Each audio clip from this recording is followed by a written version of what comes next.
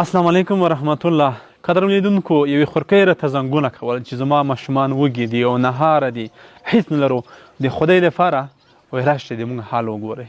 موږ هم راغلي یو، دغه دی پر جماعت اذان وشولو، دروازې ته یې ولاړ یو چې دوی څه مشکل لري او څه ستونزې لري.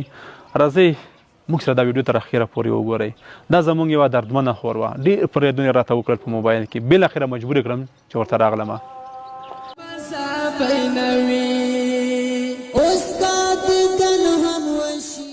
لیدونکو دغه د اذان وشولو، زو د همدغې مور جماعت ته ګورئ، دوی پر جماعت کې څه شی لري.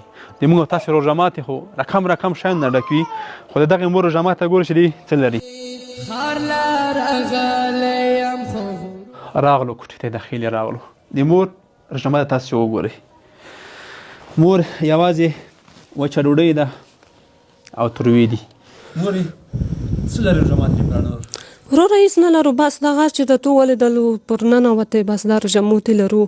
دا مو پای د څنګ ته ګاونډیانو ورولګلې، بس هېڅ نه لرو. دغه لونډه بال ته ورولګي، دې ته سترګې غړوو.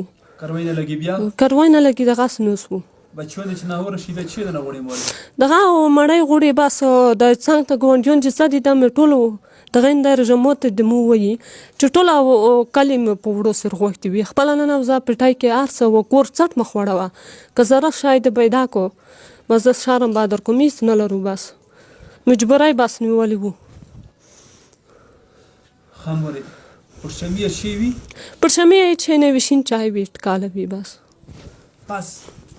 او د مخوم رژموتې کې دا پی دي؟ بس دا پی وي. مورې سخته نه ده؟ والله بیخي بالکل سخته ده. قرضه ورکوي او بل ورم دغه سیر سطل مې ور وړو، ته مې هېڅ واجې نه لرو، ته مې رژموتې ته وړه نه لرو. څه وکړم مورې؟ چې درکې بیا تاسو دومره وخت لرو چې هغه پورې ادا کوئ؟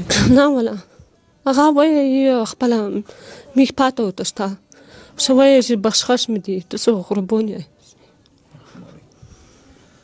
څه غواړم دا مخال ډېر خلک هسي، بس دا غواړم ټولو ورونو ته مې دا پیغام دی چې موږ سره ډېر زیات کومک وکړي، بل هېڅ واجې نه لرو. مجبوری خواستی یو مرزی لرو، کور کې هېڅ واجې نه لرو. څوک مریضون دي مورې؟ دا وړ کې ماشومان ما ټول مریضون دي، خولې ورپېرې د شرباتو واس نه لرو چا به ته وړو. حتما چې کور کې د مړۍ واس نه وي دغسې ده وروره.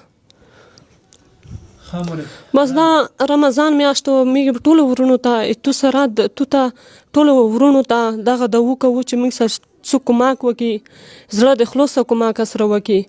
دغه رمضان میاشت کې حتما سوالونه قبلېږي. بس قدرمن لیدونکو اذان شوی، موږ به د روژه ماته کړو.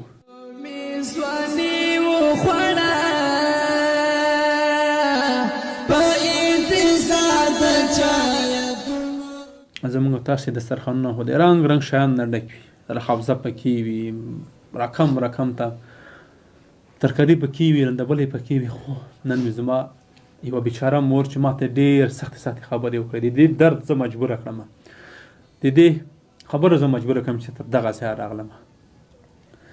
باور دې په خدای وشه ما هېڅ نه غوښتل سږ روژه کې زه تاسې ودردوم، تاسې خفه کړم، خو د دغو خورګانو دغه اوازونه دغه چیغې چې تر ما رسېږي ما نیم ولی کوي، ما خفه کوي، ما دردوي. زه مجبوره شم، وس نه وي موږ سره هم نه وي، که یو وي دوی موږ به یې ورسره وکړو، خو نه زموږ د وس نه هم خبره تېره ده. راځئ یوه دوه د روژې مبارکه میاشت ته ورسره همکاري وکړو. د دې وچې ډوډۍ او دغه شړومبې، د دغه ګلالي ماشومان چې په نهاره ویده کېږي او دوی په نهاره باندې روژه نیسي، د دې پوښتنه حتما موږ ته الله جل جلاله کوي. راځئ چې ورسره همکاري وکړو، راځئ چې دغه دسترخوان ته ورته رنګ ورکړو، راځئ چې ورسره مرسته وکړو.